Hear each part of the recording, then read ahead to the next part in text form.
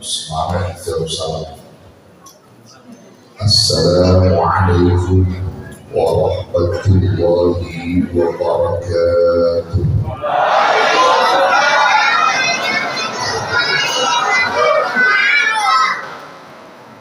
Alhamdulillahil hadi liman yasha'u bi fadlihi al-mudillu liman yasha'u bi 'adlihi.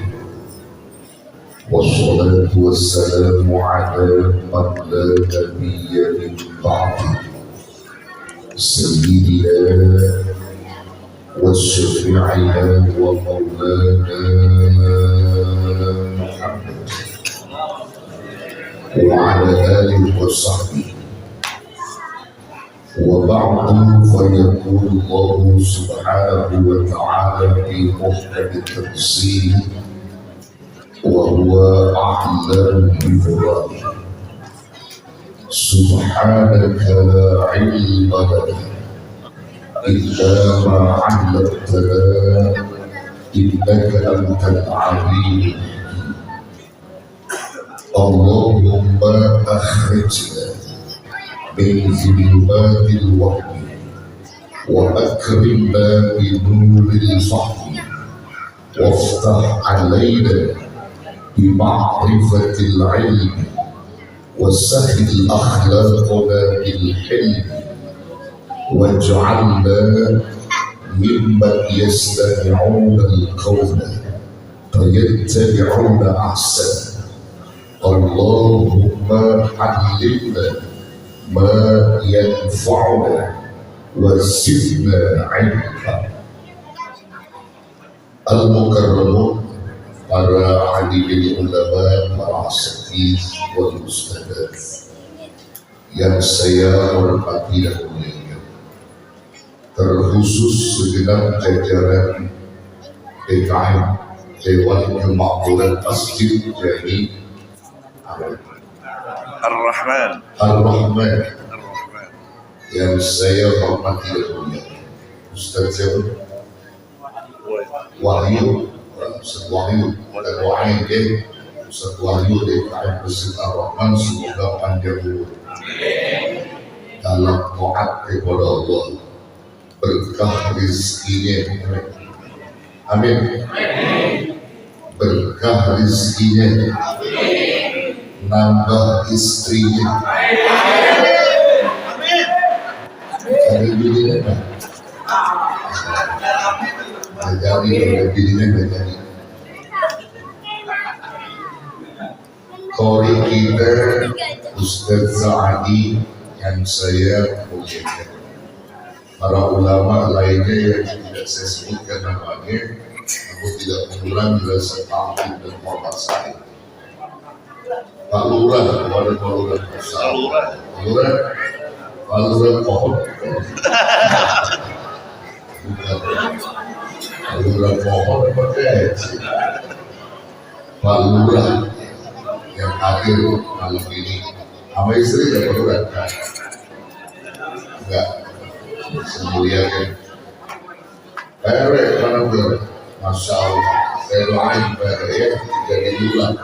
IKN ya? Kalau RW rajin ngaji, rajin taklim, saya doain nanti jadi lurah di Kalimantan. RT yang hadir RT, mudah-mudahan RT hadir juga saya doain, mudah-mudahan jadi wakil RT. Ibu-ibu yang hadir semua yang insya Allah selalu diberkahi. Ibu-ibu tampang-tampang surga, ahli surga, amin ya Bu. Kalau ahli surga itu terlihat dari wajahnya bersinar, makanya saya tadi masuk melihat wajah ibu-ibu pada bersinar semua. Ternyata ada lampu. Mudah-mudahan ahli surga semua ya. Ibu bapak yang dirahmati Allah, kita bersyukur kepada Allah di malam ini tepatnya malam Sabtu.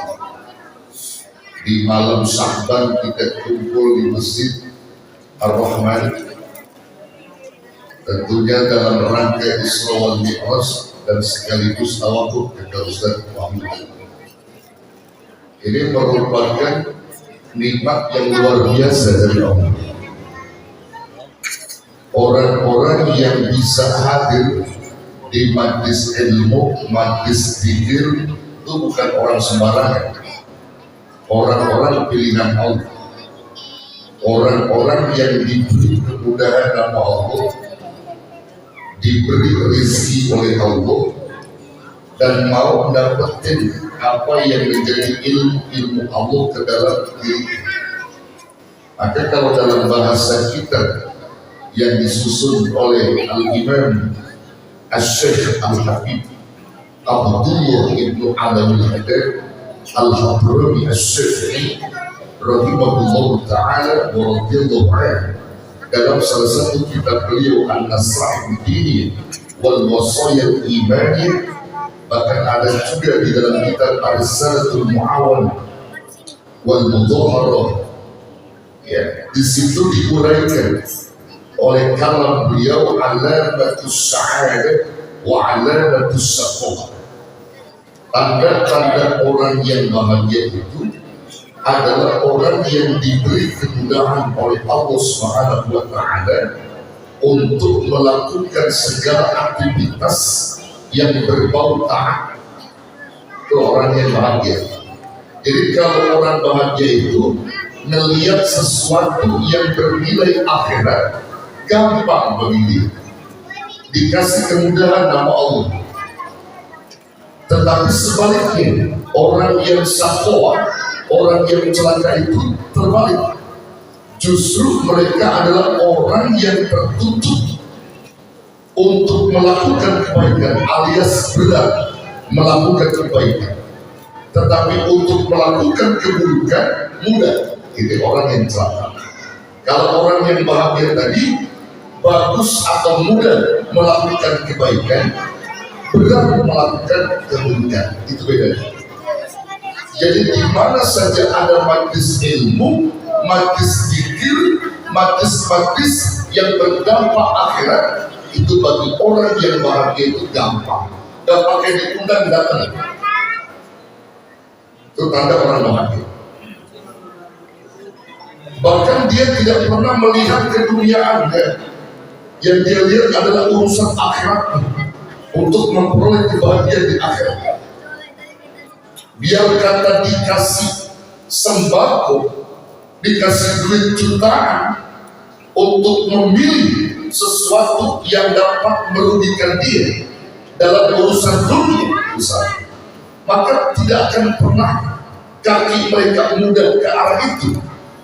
Tapi sekalipun tempat majlis yang tidak ada duitnya, hanya minuman aqua atau pisang saja atau lemper saja, cuma senang dapatnya, nggak dapat duit, dia tetap mudah melangkahkan kaki karena bukan itu yang dia tuju, tapi yang dia tuju adalah ridhonya Allah Subhanahu wa Ta'ala.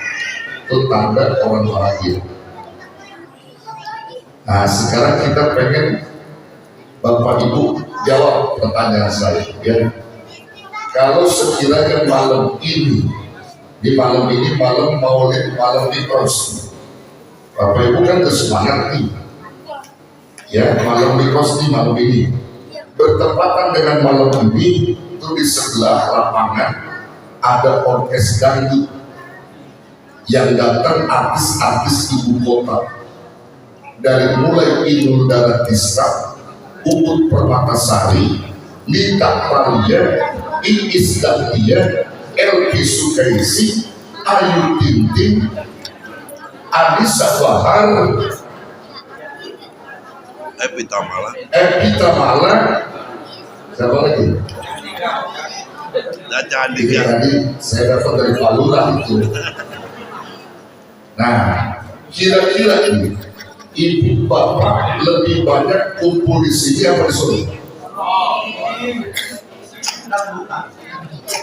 Ayo jawab, pilih yang mana? Pilih kumpul di orkes dangdut artis ibu kota apa kumpul di sini? Yang benar nih. Ini ujian keimanan ibu sekalian. Kalau ternyata ada seperti itu, ternyata betul ada artis ibu kota, saya yakin ini sepi di sini. Mungkin ada DKM doang sama RW malu. Ya, tapi nggak begitu ya, iman kita nggak begitu Bapak Ibu sekalian. Apalagi dijanjikan masalah dunia itu, kalau orang-orang beriman dengan iman yang benar, dia nggak pernah mau milih ke situ Bapak Ibu sekalian. Ngaji yang dia lihat adalah urusan akhirat, dapat keberkahan dari Allah, dapat ilmu dari Allah. Tapi kalau urusan ngaji berbau dunia, anti bagi orang-orang yang bahagia. Misalnya ibu nih, malam ini nih ngaji nih kita lagi nih harus tuh di sebelah komplek ada calon legislatif caleg, bikin pengajian juga sama, ngajinya begitu sama. Hanya saja satu orang dikasih sembako harganya 500.000, sama kunjungan bagi ibu-ibu harganya 200.000. Kalau yang bapak-bapak di samping sembako dikasih duit 500.000, kira-kira perlu di sini perlu sombong. Udah kebaca ya. Udah kebaca ya. Kalau orang yang bahagia, yang tadi alamat bahagia, dia pilih sekalipun gak ada uangnya, tapi dia mendapatkan ridho dari Allah Subhanahu wa Ta'ala. Bapak Ibu sekalian, ini kita lagi mikros. Saya mau jelasin dikit aja ilmu tentang mikros ya. Biar ibu-ibu bapak-bapak paham. Peristiwa Isra wal Mi'raj ini peristiwa agung.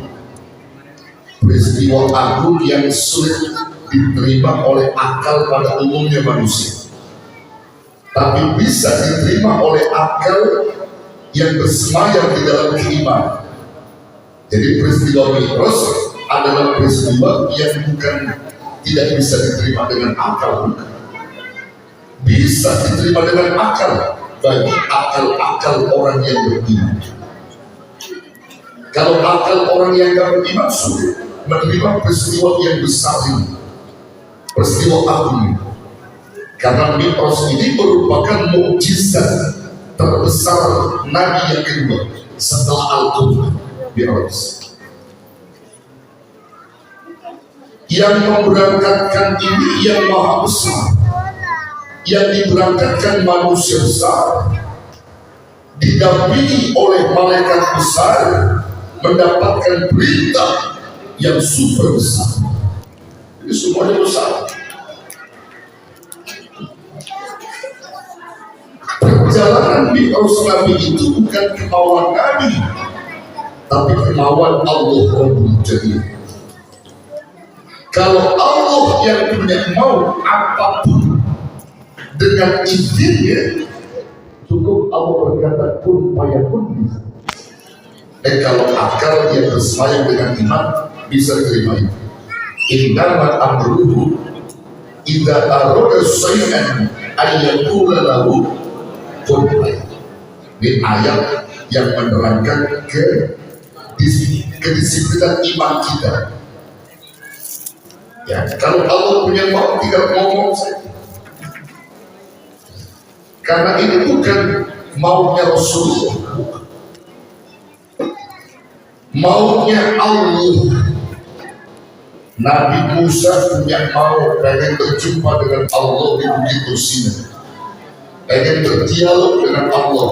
Baru melihat sinar aja udah kebakar, udah kuat panas. Karena mau Nabi Musa. Tapi Rasulullah gak pernah. Beliau tidak pengen bertemu dengan Allah, berjumpa dengan Allah dengan sendirinya. Tapi Allah yang punya mau, ingin diperjalankan oleh Allah sebagai bukti cinta kasih Allah. Kalau dalam bahasa riwayat, peristiwa Mi'raj itu hiburan Nabi, sudah hiburan. Nah, Allah menghibur Nabi dengan itu. Bukan sembarang hiburan, tetapi mendapatkan titian ilmu yang luar biasa. Karena pada peristiwa itu, di tahun itu Nabi mengalami yang namanya Amrul Husn, tahun kesekian. 1 tahun itu dialami kematian daripada istri tercinta beliau dan paman tercinta beliau, Siti Khadijah al-Kubra, wanita yang dicintai Nabi, yang mendukung perjalanan dakwah Nabi, yang mengeluarkan harta begitu banyaknya untuk Nabi, lalu beliau wafat di tahun itu. Tak lama kemudian menyusul paman beliau, Rasul semakin sedih. Siti Khadijah sebagai wanita solehah, pelipur lara Nabi, sudah tiada. Paman tercinta beliau Abu Thalib, ayah dari Sayyidina Ali bin Abi Thalib, yang menjaga kehormatan Nabi, bahkan membela Nabi ketika Nabi mendapatkan rintangan, ronrongan, bahkan tantangan dari kafir Quraisy. Namun sekarang mereka itu telah diam, sedih. Di balik kesedihan Nabi, Allah ingin menghibur beliau melalui perjalanan Isra wal Mi'raj. Bahkan di samping itu, Bapak Ibu sekalian, Allah juga sebagai Tuhan yang tidak meninggalkan Nabi begitu saja, karena ini peristiwa yang besar, peristiwa yang agung, yang kelak Nabi setelah melakukan perjalanan yang Allah izinkan ini, Nabi pasti mengalami tantangan dan perjuangan yang besar juga. Allah gak tinggal diam kepada Rasulullah, maka nanti Rasul akan mendapatkan tantangan, bahkan Rasul akan dicaci, dimaki oleh umumnya orang-orang kafir Quraisy. Mungkin juga orang muslim akan mencaci maki Nabi, karena ini di luar daripada kebiasaan manusia. Lalu Allah Subhanahu wa Ta'ala sebelum memberangkatkan Nabi, Bapak Ibu sekalian, yang Bapak Ibu pahami, Allah berikan dulu amunisi, kekuatan. Kalau kita mau perang itu, senjata kita masukin amunisi, ada isinya, biar bisa kita melawan musuh-musuh itu. Allah berikan amunisi, kekuatan dalam jiwa Rasulullah Sallallahu Alaihi Wasallam, dan amunisi itu ada di dalam surah An-Nahl, 2 ayat terakhir dalam surah An-Nahl sebagai penghantar surah berikutnya, yaitu surah Al-Isra. Sebelum datang surah Al-Isra, maka An-Nahl dulu. Di penghujung ayat ini, 2 ayat terakhir 127, 128, ini sebagai penghantar keberangkatan Nabi dalam peristiwa Mi'raj. Yang Nabi nanti gak kaget lagi kalau nanti Nabi dihujat, Nabi dicaci, Nabi dimaki. Mana ayat ini? Ini Bapak Ibu, kita ngaji dulu ya. Bu, ngaji dulu ya. Iya, ngaji dulu. Kita lagi ngaji dulu. Cuman saya mau minum dulu boleh ya? Kalau Mi'raj itu Nabi pernah mendapatkan 2 tawaran. Yang satu susu, satu lagi khamar. Jadi cuma air putih. Maksudnya kalau Mi'raj itu ada susu, pasti. Karena lagi menceritakan Mi'raj. Panitia jangan buat ya, jangan. Bismillahirrahmanirrahim.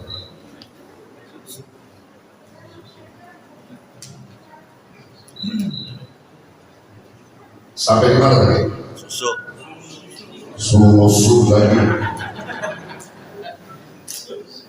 2 ayat terakhir surah An-Nahl, di ayat ini.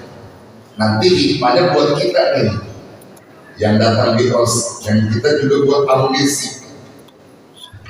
Surah An-Nahl 2 ayat terakhir, kata mufassir Quran, tiap-tiap ayat terakhir dalam sebuah surah, likuli ayatin ukhra, setiap ayat terakhir minas surah, dari surah Al-Quran, maka itu menjadi muqaddimatan, sebagai penghantar pada surah berikutnya.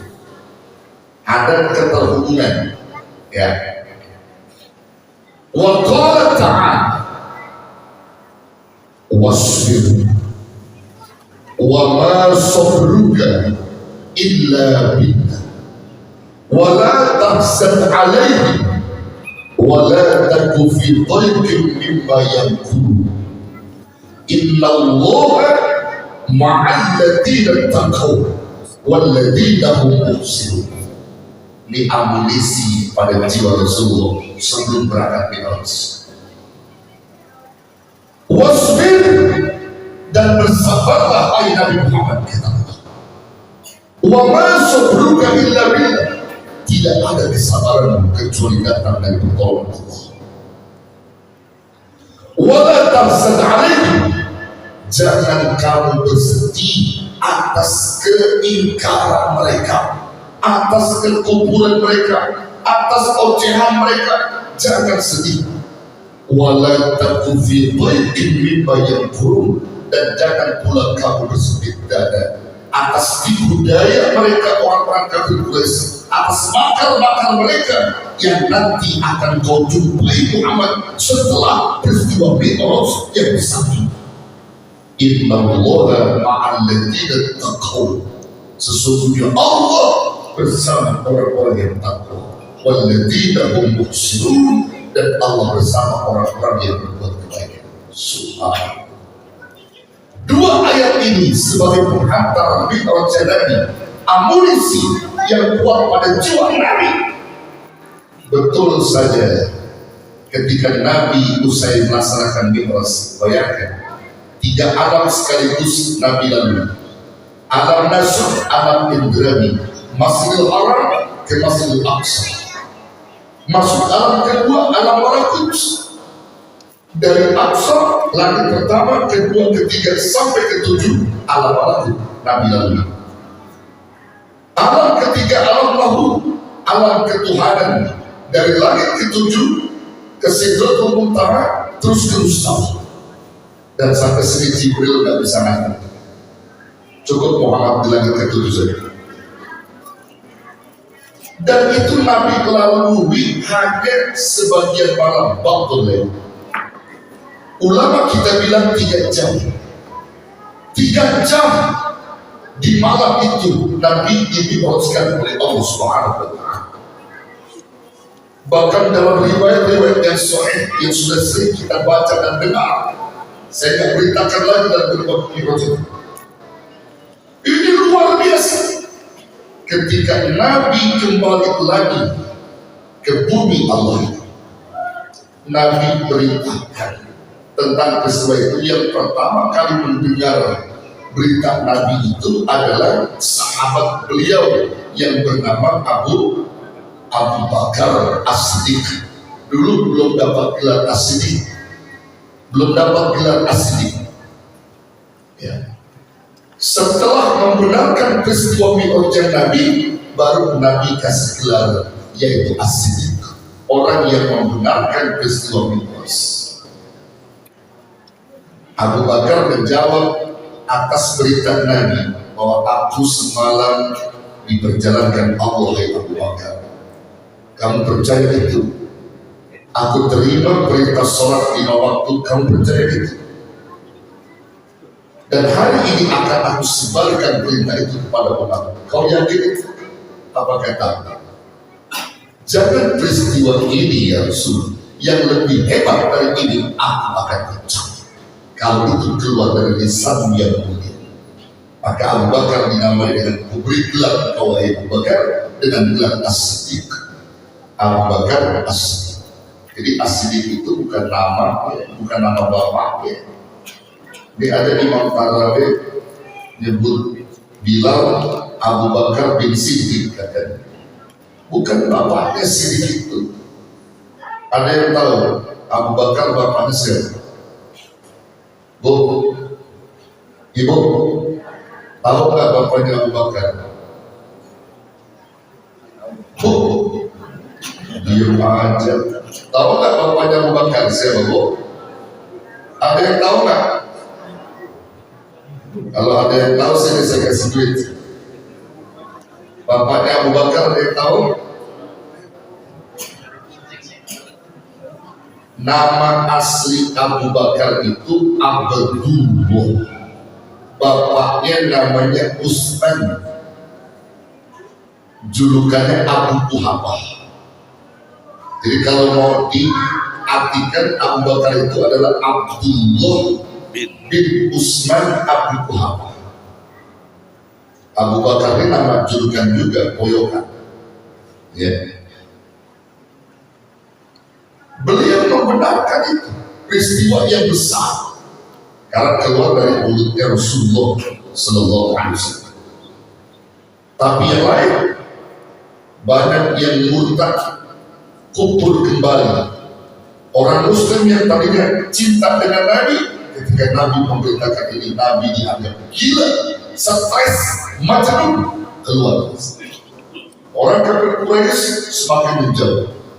Betul saja, kalau Allah tidak memberikan amunisi, mungkin Nabi pun bingung sudah. Ini cacian bertubi-tubi kepada Nabi, dibilang stres, tinggi. Tapi ada amunisi sebelum wasbir, sabar, Muhammad. Wa masabruka illa billah, tidak ada sabar kecuali dalam pertolongan. Nah, ini hikmahnya Bapak Ibu sekalian, dari Mi'raj ini kita ini disuruh banyak sabar. Banyak apa? Banyak sabar. Bapak-bapak ngadepin bini udah banyak sabar. Tampang-tampang sabar ya maksudnya. Kelihatan. Laki-laki yang tampang sabar sama bininya kelihatan. Kenapa? Alisnya berkerut semua. Kalau bininya galak. Ada bininya galak di sini. Jadi banyak sabar menghadapi persoalan hidup itu. Kalau tidak sabar, maka tidak ada solusi. Di peristiwa Mi'raj pengajaran kita. Ibu-ibu juga banyak sabar menghadapi suami-suami yang mungkin barangkali tidak sesuai dengan apa yang ibu maksudkan. Banyak sabar. Berumah tangga itu kalau tidak sabar, banyak tantangannya, banyak rintangannya, betul? Tapi kalau dia sabar, dua insan menjadi satu dalam rumah tangga. Kuncinya sabar menjadi sakit. Tapi kalau ada sabar, sulit menembus sakit. Tuh, tanya pemburu tuh. Tuh pemburu tuh. Tuh pemburu tuh. Tuh. Dia pemburu nih. Dari ustaz ke pemburu. Tanya pemburu tuh. Ya. Bapak Ibu sekalian, kalau nggak pakai sabar, rumah tangga sulit untuk mencapai sakinah. Kudu banyak sabar. Sebagaimana Nabi mendapatkan ocehan, cacian, makian, Nabi sikapi dengan sabar. Wasbir, wa masabruka illa billah. Bapak Ibu, coba renungin, pikirin. Ya. Kalau dalam berumah tangga kita buang kata sabar itu, maka yang ada keributan. Keributan terus terjadi. Tidak akan pernah ada kesakitan dalam rumah tangga. Nah, kalau nggak sabar. Contohnya bagaimana kalau kita sabar dengan istri yang galak? Kalau bapak pulang ke rumah, assalamualaikum, istri meremut istri. Dari jauh kemana salam. Lalu kita bilang, mas, beliin papa kopi, papa pengen kopi. Ya tuh sendiri, mama capek. Bapak sabar, ngadepin istri macam ini.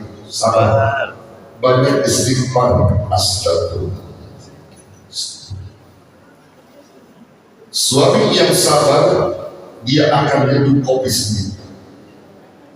Dia gak marah dengan istrinya. Dia ke dapur, nyalain kompor, masukin air ke dalam panci, didihkan air sampai mendidih. Kecilrong,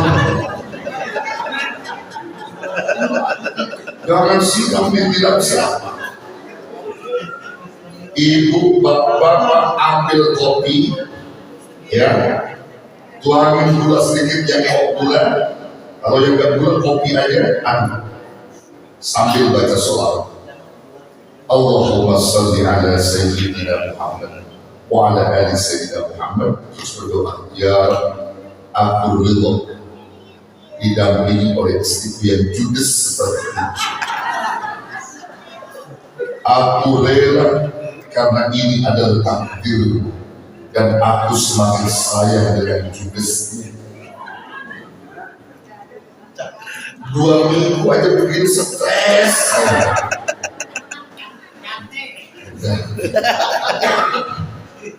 Suami yang sabar terus nih.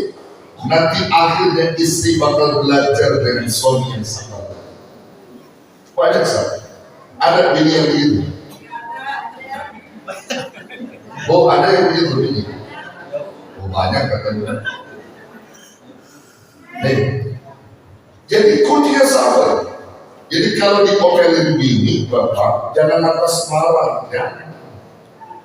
Karena kita sebagai imam itu godaannya banyak sebagaimana Nabi, sebagai Nabi dan imam umat Islam. Tantangannya banyak. Keberhasilan dan kesuksesan pemimpin di luar daripada rumah tangga, maka dia akan dilihat dari pemimpin rumah tangga. Kalau dia memimpin sukses anak istrinya, maka dia jadi RT, dia jadi RW, insya Allah berkah pimpin kampung. Amin. Pilih RT yang bercerai sama bininya, agak bakal berkah kampung. Ada yang begitu? Lu bercerai. Agak berkah kampung. Cari orang yang rumah tangganya bagus, insya Allah, karena dia sudah belajar dari rumah tangga tadi. Sudah belajar, banyak sabar. Istri juga begitu, akan ngikutin perangai sabar suaminya. Kan kalau bahasa agama begini, Pak, kalau antum pengen melihat bininya sebulan, lihat lakinya. Kalau lakinya sabar, bininya bakal ikut. Karakter bini walaupun kasar akan berubah karena melihat lakinya. Bagaimana imamnya? Jangan nyalain bini dulu, Pak. Betul? Kalau bini judes, bini cerewet, jangan nyalain perempuan. Lakinya yang bisa didik. Betul. Oh, coba lihat lakinya, didik bini kita. Nih saya mau angkat dikit buat Bapak Ibu sekalian ilmunya, ya. Ini kan peristiwa Mi'raj, Nabi dapat perintah yang sangat besar, sholat, betul? Sholat kata Nabi apa? Awwalu ma yuhasabu bihil abdu yaumal qiyamati as-sholat. Amal pertama yang nanti dihisab pada hari kiamat itu sholat. Bila sholat manusia bagus, idza sholat sa'irul amali, maka amalnya bakal bagus. Wa idza fasadat sa'irul amali, maka apabila sholat manusia buruk, maka buruk seluruh amal. Jadi sholat sebagai barometer, tolong ukur. Tolong perhatiin, Pak, ini lagi mi'raj nih. Ini sudah intinya mi'raj nih. Saya mau kasih tahu. Intinya mi'raj di sini. Nabi dipanggil Allah dalam perjalanan mi'raj ingin merubah karakter hidup umatnya. Jadi Nabi dipesankan Allah, wahai Rasul, rubah karakter umatmu seperti karakter orang-orang yang sholat dengan sholat yang sesungguhnya. Maka orang yang sholat benar akan berubah karakternya. Para ulama kita menyebutkan dalam hadis ini, salah satunya adalah Al-Imam Abu Lais Samarqandi, lalu kemudian disusul oleh Imam Hasan al-Basri rahimahullah ta'ala. Banyak imam-imam yang mempunyai keilmuan agama yang luar biasa, seorang alim al-alama yang luar biasa disepakati oleh para imam dan ulama-ulama yang di bidang ilmu. Ternyata sholat itu dapat membentuk